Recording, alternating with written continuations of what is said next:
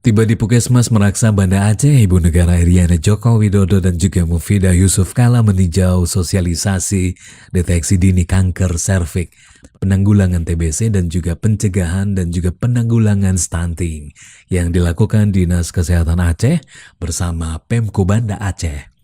Didampingi istri PLT Gubernur Aceh, Dia Dawati, Iriana dan juga Mufidah melihat langsung pemeriksaan efeksi visual asam asetat atau IVA untuk deteksi dini kanker serviks di ruang kesehatan ibu dan anak Puskesmas Meraksa.